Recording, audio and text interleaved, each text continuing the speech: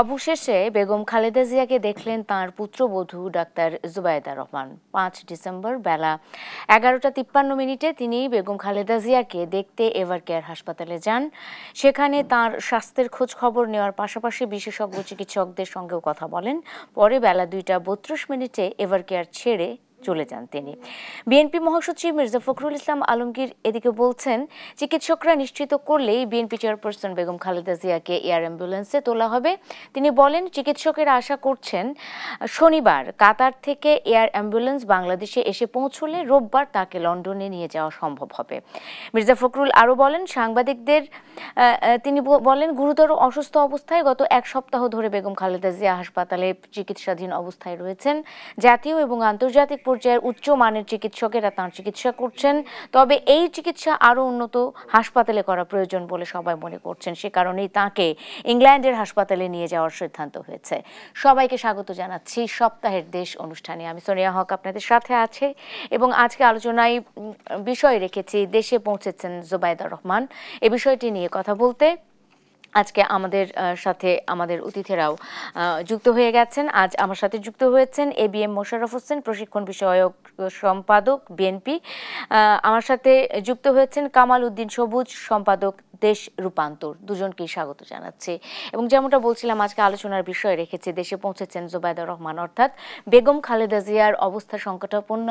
গত প্রায় ১৩ দিন ধরে তিনি অসুস্থ এবং ১৩ দিনেরও বেশি সময় ধরেই তিনি অসুস্থ। আসলে সেক্ষেত্রে আজ তার বড় পুত্রবধূ তিনি লন্ডন থেকে বাংলাদেশে এসেছেন এবং সর্বশেষ সিদ্ধান্ত অনুযায়ী তাকে দেশের বাইরেই ট্রিটমেন্ট দিতে নিয়ে যাওয়া হবে, এমনটাই আমরা এখন পর্যন্ত খবর পেয়েছি। আমি আলোচনাটা আজকে কামাল উদ্দিন সবুজ আপনাকে দিয়ে শুরু করতে চাই। ১৩ দিন ধরে বেগম খালেদা জিয়া রাজধানীর এভারকেয়ার হাসপাতালে চিকিৎসাধীন রয়েছেন। তার সংকটাপন্ন শারীরিক অবস্থা নিয়ে দেশের মানুষের মধ্যে উদ্বেগ রয়েছে, এক ধরনের আতঙ্ক রয়েছে। কারণ আমরা দেখেছি যে এই একজন মানুষের অসুস্থতাকে কেন্দ্র করে প্রত্যেক দল মত নির্বিশেষে সকলেই প্রার্থনা করেছে তার আরোগ্য লাভের জন্য। বেগম খালেদা জিয়া ফুসফুসে সংক্রমণের কারণে যে জটিলতা তৈরি হয়েছিল সেটি এখন কিছুটা উন্নতির দিকে আছে, এমনটা আমরা জানতে পেরেছি। হৃদযন্ত্রের জটিলতাও কিছুটা কমেছে, তবে অন্য সমস্যাগুলো অনেকটাই অপরিবর্তিত রয়েছে। আমরা জানি তার পর্যন্ত আসলে এভারকেয়ার হাসপাতাল পর্যন্ত কাউকেই যেতে দেওয়া হচ্ছে না। কঠোর নিরাপত্তার একটা ব্যবস্থা আমরা সেখানে দেখতে পেয়েছি। তারপরও একজন গণমাধ্যম কর্মী হিসেবে অনেক খবরই তো আপনারা পান বা আমরা পেয়ে থাকি। কিছুটা কি ধারণা হয়েছে যে তিনি কেমন আছেন এখন, তার শারীরিক অবস্থা কেমন? ধন্যবাদ।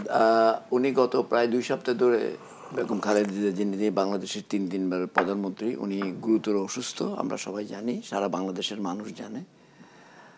এবং আমি ৩-৪ দিন আগে আমি নিজেও একবার দেখতে গিয়েছিলাম। দেখতে যাওয়া মানে আমি ওনার ওখানে উপরে গিয়েছিলাম, অনেকের সঙ্গে কথা হয়েছে, দূরে থেকে দেখেছি। আমি ভিতরে তো ঢুকে যান তো না, ন্যাচারালি আমি আমার পেশাগত জীবনের দীর্ঘ জীবনে আমি ওনার সঙ্গে কাজ করেছি এভাবে যে উনি যখন প্রধানমন্ত্রী ছিলেন দুইবার আমি 5-10 বছর বাংলাদেশ সংবাদ সংস্থা থেকে আমি ওনার সঙ্গে অ্যাটাচ ছিলাম, দেশে বিদেশে কাভার করেছি। এর আগে উনি যখন বিরোধী দল ছিলেন বিভিন্ন, আমি সেগুলো প্রফেশনাল সাইডে।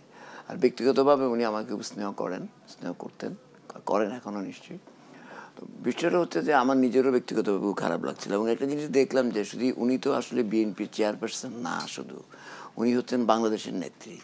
এবং বাংলাদেশের 53 বছরের ইতিহাসে আবারও প্রমাণিত হলো যে প্রত্যেকটা মানুষ বাংলাদেশের, আমি মনে করি আপামর জনসাধারণ উনি যেন দোয়া করছেন এবং খুবই চিন্তাগ্রস্ত, খুবই উদ্বিগ্ন এই মানুষটার জন্য। এটা বিএনপি চেয়ারপারসন হিসেবে না যতটুকু, তার চেয়ে বেশি হচ্ছে যে বেগম খালেদা জিয়ার জন্য। উনি বিএনপি চেয়ারপারসনেরও অনেক ঊর্ধ্বে উঠে গেছেন এখন। বাংলাদেশের মানুষ মনে করে, দোয়া করে যে উনি আবার বাংলাদেশের মানুষের মাঝে ফিরে আসুক। উনি বারবার, এর আগেও অনেকবার অসুস্থ হয়েছেন, ফিরে এসেছেন। এবারে একটু সংকটাপন্ন অনেক বেশি মনে হচ্ছে। যাই হোক, আমরা দোয়া করি। এবং আপনি জানেন যে ইংল্যান্ড থেকে ডাক্তাররা এসেছে, বিশেষজ্ঞ চিকিৎসকরা, আপনার চীন থেকে এসেছে, তারপরে আমাদের এখানে যারা আছেন বিশেষজ্ঞ তারা তো করছেনই, সবাই মিলে আজকে। এবং ইংল্যান্ডে তার যারা চিকিৎসা করেছিলেন ওনাদের তারাও কিন্তু এখানে আছেন। জি, এবং তাদের এই যে পরামর্শটা এখন তো খুবই জটিল ব্যাপারটা, এক্সপার্ট ওপিনিয়নটা, এবং এটা খুবই ইম্পর্টেন্ট। এবং তারা নিশ্চয় পর্যায়ে, এটা যেহেতু একটা মেডিকেল ব্যাপার, এটা সাধারণ মানুষ তো আর বুঝবে না এটা। তো তারা যতটুকু জানি, আজকে আমরা জানি যে ডক্টর জুবাইদুর রহমানও বাংলাদেশে এসেছেন এবং উনিও এবার কেয়ারে গিয়েছেন।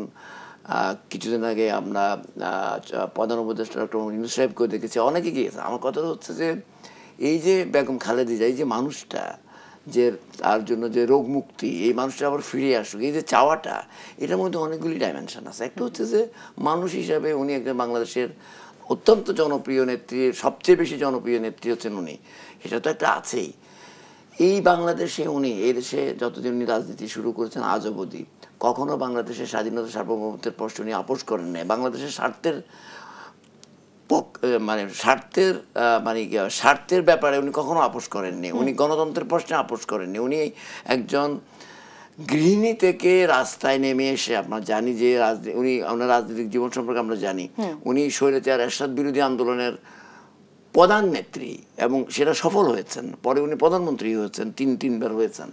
তো কাজে ওনার যে দীর্ঘ অভিজ্ঞতা দেয়, সেই অভিজ্ঞতা এই বাংলাদেশকে উনি অনেক দূর এগিয়ে দিয়েছেন অনেক ক্ষেত্রে। সেটা আলোচনা করতে বিশদ আলোচনা আমি যাচ্ছি না। বাংলাদেশকে উনি অনেক দূর এগিয়ে দিয়েছেন, এবং কখনো গণতন্ত্র যখন বিপন্ন হয়েছে তখনই উনি রাস্তায় নেমেছেন। বাংলাদেশ একটা গণতান্ত্রিক দেশ, সেটা বেগম খালেদা জিয়া বারবার বাঙালিকে মনে করিয়ে দিয়েছেন, এবং তারা সেই উপলব্ধি নিয়ে আমরা যে গণতান্ত্রিক দেশের অধিবাসী সেটা আমরা বুঝতে পেরেছি সে বেগম খালেদা জিয়ার আমলেই।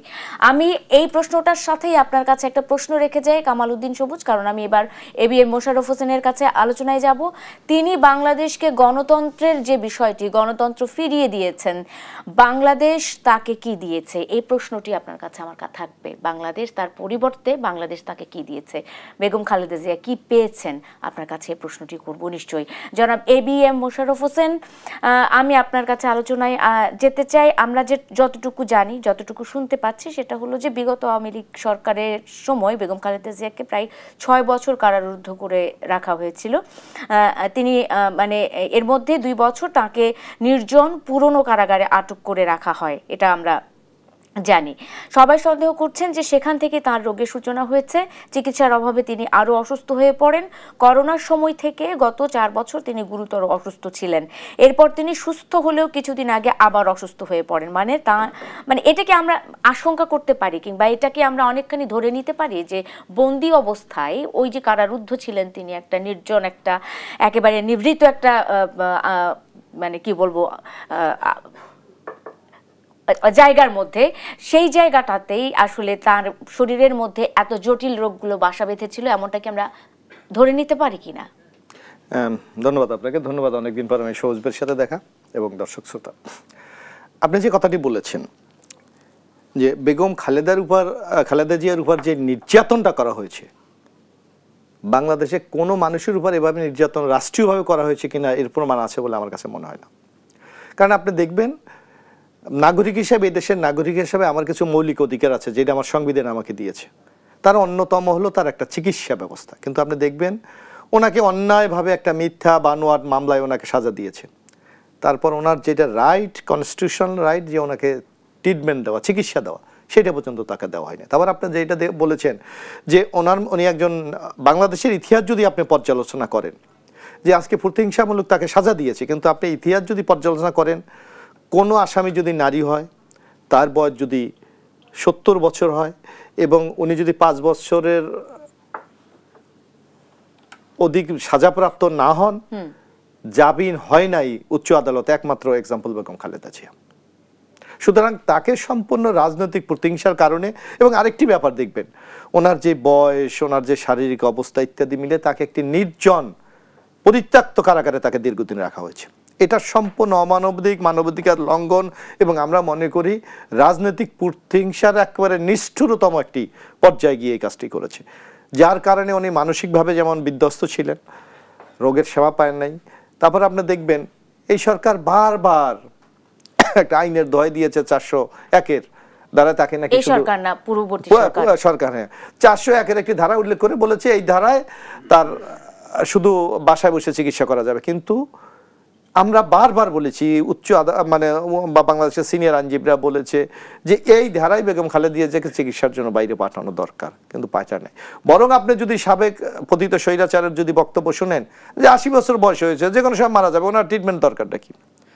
এই নিষ্ঠুরতম আচরণ এই খালেদা জিয়ার প্রতি করেছে, যার কারণে আমি মনে করি মানসিক শারীরিক সামগ্রিক ক্ষেত্রে ওনার যে একটা উপার্জন নির্যাতন করেছে তার একটি ফলাফল কিন্তু আজকে তার এই অবস্থা।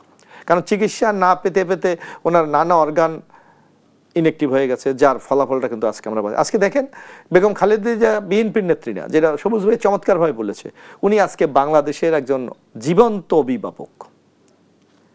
যে সবাই কিন্তু আজকে দেখেন দল বল নির্বিশেষে বেগম খালেদা জিয়া, এখানে কিন্তু সকল মতপথ গিয়ে একটা মহলা মিলিত হয়েছে, সেটা হলো বেগম খালেদা জিয়া। এ ধরনের গ্রহণযোগ্য এবং সবার কাছে অ্যাকসেপ্টেবল কোন নেত্রী বাংলাদেশে কোনোদিন তৈরি হবে কিনা এটা সন্দেহ আছে। যার জন্য আমরা মনে করি যেই অবিচার, যে নির্যাতন বেগম খালেদা জিয়ার উপর করেছে, এইটার বিচার কিন্তু ন্যাচারালি কিন্তু আজকে শেখ হাসিনা পেয়েছে।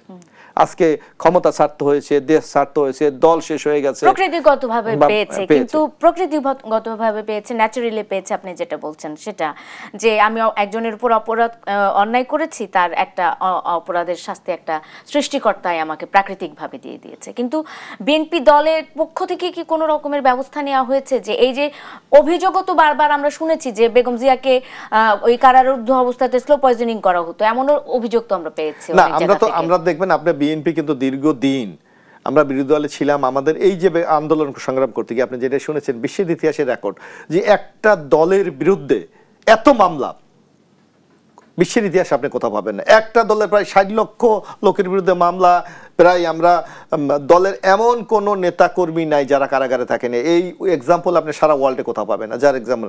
তো এই যে বিএনপি আন্দোলন সংগ্রামের মাধ্যমে বেগম খালেদা জিয়া চিকিৎসার জন্য আমরা সারা বাংলাদেশ চষে বেরিয়েছি, আমরা সমাবেশ করেছি, মিছিল করেছি, মিটিং করেছি, অনশন করেছি, কিন্তু আওয়ামী লীগের কিন্তু টনক নড়ে নেই, শেখ হাসিনার টনক নড়ে নেই। বরং কিভাবে বেগম খালেদা জিয়াকে নিঃশেষ করে দেওয়া যাবে, মৃত্যুর দিকে ঠেলে দেবে, সেই প্রক্রিয়া তারা এখন করবেন কিনা এবিএম মোশাররফ হোসেন? না, আমরা তো আজকে দেখেন, আজকে বেগম খালেদা জিয়া না, আজকে খালেদা জিয়া কিন্তু একটা কথা বলেছে যে আল্লাহ ওনার বিচার করবেন। আপনার মনে আছে কিনা 5 তারিখের পর যখন অনেকে ওনাকে দেখা করতে গিয়েছে, উনি একটা কথা, শুধু একটা শব্দ বলেছে, কোনো প্রতিহিংসা নয়, আল্লাহ ওনার বিচার করবেন। একটা বিরতি নিয়ে আসি সপ্তাহের দেশ অনুষ্ঠানে আরো বিস্তারিত নিশ্চয়ই জানবো অতিথিদের কাছে, সঙ্গে থাকুন। বিরতির পর স্বাগত আরেকবার, দেখছেন সপ্তাহের দেশ, আমি সোনিয়া হক আপনাদের সাথে আছি। এবং দেশে পৌঁছেছেন জুবাইদা রহমান, ডাক্তার জুবাইদা রহমান, বেগম খালেদা জিয়ার বড় পুত্রবধূ, তিনি পৌঁছেছেন এবং ধারণা করা হচ্ছে যে কাতার এয়ারওয়েজের যে এয়ার অ্যাম্বুলেন্স সেটি বাংলাদেশে পৌঁছানো মাত্রই বেগম জিয়াকে লন্ডনে উন্নত চিকিৎসার জন্য নিয়ে যাওয়া হবে। এই বিষয়গুলো নিয়ে কথা বলছিলাম, অতিথিরা এখনো আমার সাথে যুক্ত আছে। এবং বিরতিতে যাবার আগে জনাব কামাল উদ্দিন সবুজ, আপনার কাছে একটি প্রশ্ন, আপনার কথার পরিপ্রেক্ষিতে একটা প্রশ্ন আমি রেখে গেছিলাম, সেটা হচ্ছে যে আমি দেশ ছেড়ে কোথাও যাব না, দেশের বাইরে আমার কোনো ঠিকানা নাই, এই কথাটি বলেছিলেন বেগম খালেদা জিয়া। এবং তিনি শেষ পর্যন্ত তার সেই কথাটি কিন্তু রক্ষা করেছিলেন। তাকে নানা রকমের প্রলোভন দেখানো হয়েছিল, তিনি যখন সুস্থ ছিলেন তখন চিকিৎসা পারপাসে তিনি যেতে হচ্ছে বা যাবেন সেটা আলাদা বিষয়। হ্যাঁ, এদেশে তিনি গৃহবন্দী ছিলেন, তিনি কারাবরণ করেছেন, তিনি সন্তান হারিয়েছেন, আরেক সন্তানকে তিনি বছরের পর বছর দেখেননি। অথচ আমরা তাকে বলি কি, গণতন্ত্রেও ফিরিয়ে দেওয়ার ক্ষেত্রে বেগম খালেদা জিয়া একটা বড় ভূমিকা রেখেছেন। এবং স্বৈরাচার বিরোধী আন্দোলনের পর গণতন্ত্র বলতে আমরা বেগম খালেদা জিয়াকে বুঝি। এত বছরে উনি বাংলাদেশকে গণতন্ত্র ফিরিয়ে দিয়েছেন, বাংলাদেশ তাকে কি দিয়েছে? আপনার কাছে এই প্রশ্নটি আমি রেখে গেছিলাম। ধন্যবাদ। আপনি এর আগের পর্বে যে প্রশ্নটা রেখেছিলেন সেখানে সঙ্গে আরো এর আগেরটার সঙ্গে 2-3টা লাইন যোগ করতে চাই। সেটা হচ্ছে যে বেগম খালেদা জিয়ার এখন যে অবস্থা, ডাক্তার জুবাইদা রহমান এসেছেন, চিকিৎসকরা সিদ্ধান্ত নিয়েছেন যে মেডিকেল বোর্ডের সম্মতিক্রমে ওনাকে বিদেশে লন্ডনে নেওয়ার একটা পরিকল্পনা আমরা জানি, সেটাও তো আগামীকালকে নিতে পারেন সেরকম। তো এর মধ্যে 2-1টা প্যারামিটারে ওনার যে স্বাস্থ্যগত সেগুলোতে কিছু উন্নতিও দেখা দিয়েছে। তো এটা ডাক্তাররাই ভালো বলতে পারবেন। তো সেখানে উনি চিকিৎসাতে যাবেন, আমরা দোয়া করব যে উনি যাতে সুস্থ হয়ে আবার ফিরে আসুক। এখন যে প্রশ্নটা আপনি করেছেন, উনি বলেছেন যে উনি কখনোই দেশ ছেড়ে যাবেন না। এটা একটা বিশেষ পরিস্থিতিতে উনি বলেছিলেন বেশ কয়েক বছর আগে। আপনি দেখেন উনি তো কখনো দেশ ছেড়ে যাননি আসলে, উনি ওনার কথা রেখেছেন, আজ অবধি রেখেছেন। এবং দেখেন বাংলাদেশের মানুষকে উনি কখনো ত্যাগ করেননি। কিন্তু এর পাশাপাশি অন্য আরেকজন নেত্রীকে আমরা উনি কিন্তু চলে গেছিলেন। আপনার 1/11-এর সময় আপনার জানি যখন খালেদা জিয়াকে বন্দী করা হয়েছিল এবং এর আগের আরও একজনকে বন্দী করে, উনি কিন্তু দেশ ত্যাগ করে চলে গেছেন। এবং বেগম আমরা যতটুকু জানি এবং আপনারাও অনেক কিছু জানেন, সেটা হচ্ছে যে বেগম খালেদা জিয়াকে নানা ধরনের অফার দেওয়া হয়েছে, খালেদা জিয়াকে বিদেশে পাঠানোর জন্য জোরপূর্বক চেষ্টা করা হয়েছে, উনি কিন্তু নথি স্বীকার করেননি। উনি যে আপসীর নেত্রী, তখন উনি বাংলাদেশের মানুষকে ছেড়ে যাননি।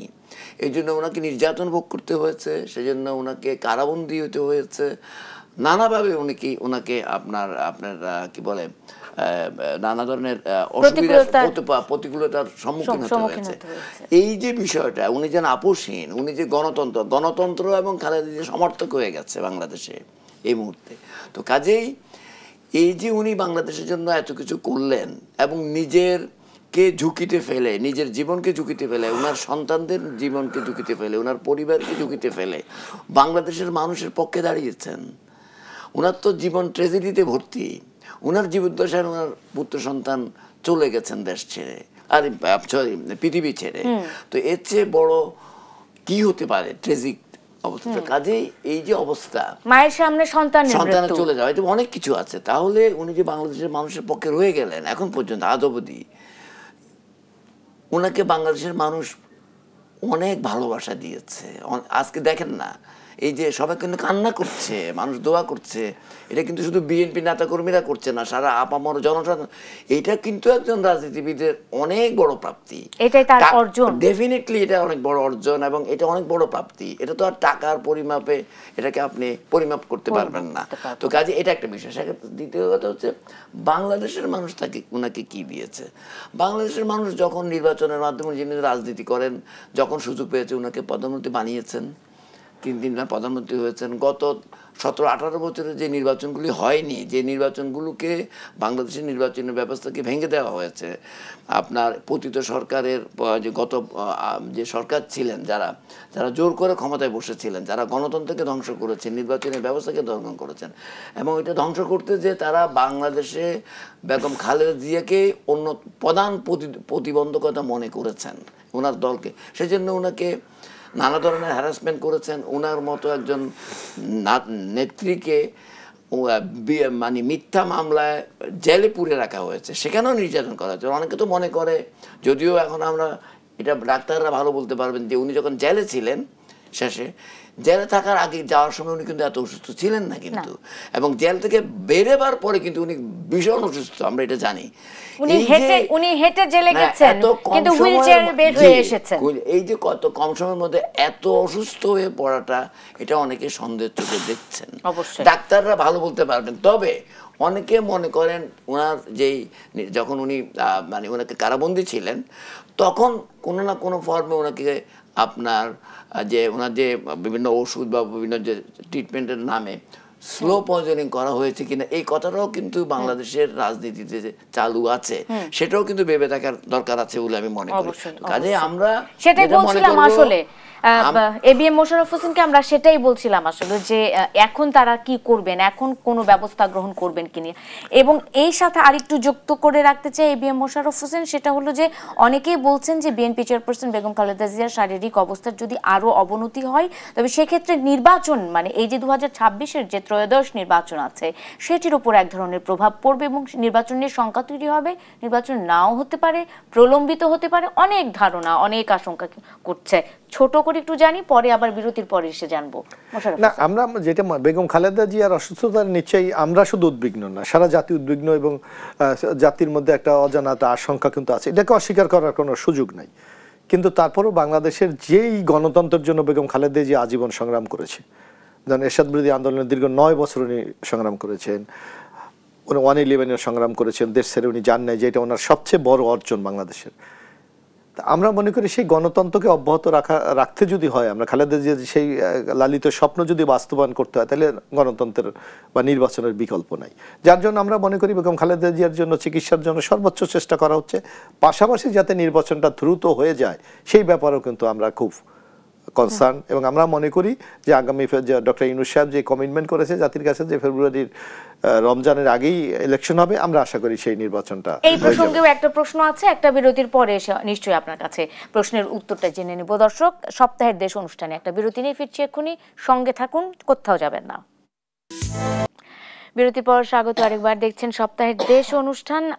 আমি সোনিয়া হক আপনাদের সাথে আছি এবং আজকে আলোচনার বিষয় হচ্ছে দেশে পৌঁছেছেন ডাক্তার জুবাইদা রহমান।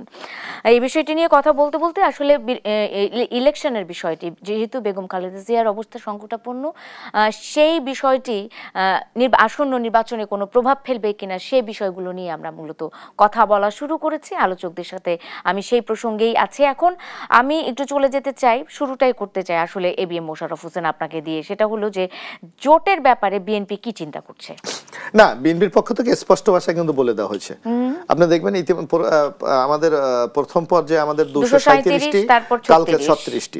তারপর যারা বিএনপির সাথে দীর্ঘ আন্দোলন সংগ্রাম ছিল, যেটা আমাদের নেত্রী বেগম খালেদা জিয়া, আমাদের নেতা তারেক রহমান এবং মহাসচিব কিন্তু প্রতিনিয়ত বলছে যে আমরা, এবং আমাদের যে রাষ্ট্র মেরামতের 31 দফা, সেখানে স্পষ্ট ভাষায় দ্বিতীয় দফায় যদি আপনি যান যে আগামী দিনে একটা সম্মিলিত জাতিসত্তা তৈরিতে বিএনপি একটা জাতীয় সরকার তৈরি করতে চায়। সুতরাং এই কনসেপ্টে কিন্তু আমরা এখনো বিশ্বাসী। কিন্তু আমি একটু যদি উল্লেখ করি, সেটা হলো যে নাগরিক ঐক্যের সভাপতি ও গণতন্ত্র মঞ্চের নেতা মাহমুদুর রহমান মান্না বলেছেন, বিএনপি আমাদের সঙ্গে কথা বলেন, আমাদের সঙ্গে বসেনি, তারা তাদের মতো প্রার্থী ঘোষণা করেছে, এটা নিয়ে অনেক ঝামেলা চলছে। বিএনপি এবার জোটবদ্ধ নির্বাচনে যাবে নাকি সমমনাদের সঙ্গে আসন ভিত্তিক সমঝোতা করবে তা এখনো পরিষ্কার নয়। তবে বেশ কিছু আসনে তারা এখনো প্রার্থী ঘোষণা করেনি, যেটা আমরা ধরিয়ে নিয়েছি জোট বা শরিকদের জন্য বা সমঝোতা যেটাই হোক না তাদের জন্য রাখা হয়েছে।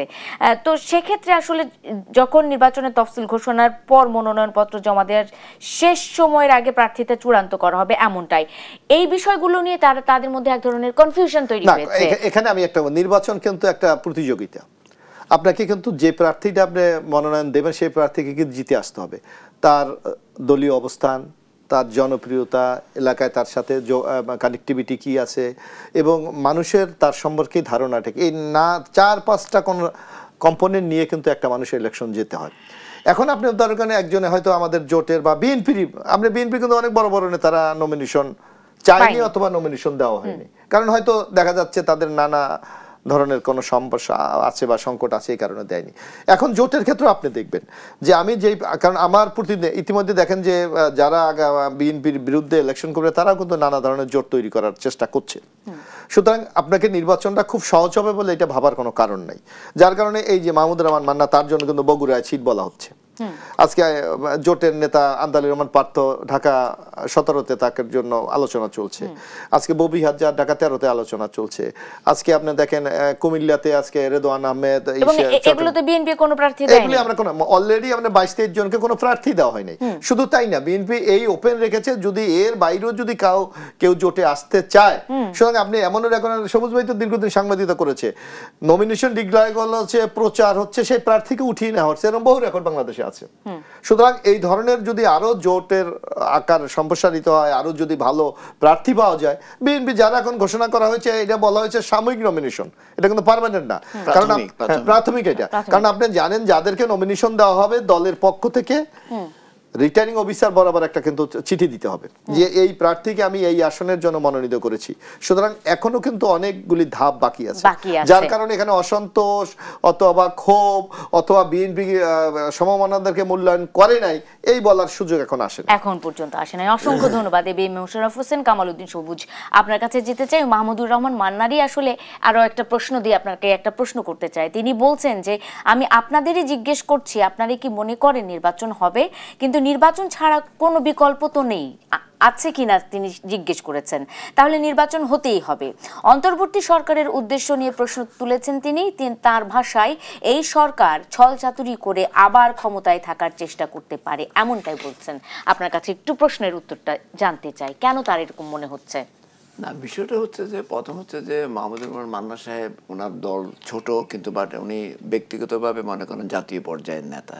উনি তো একটা বক্তব্য রাখতেই পারেন, ওনারও তো নিজের একটা ইন্টারপ্রিটেশন আছে।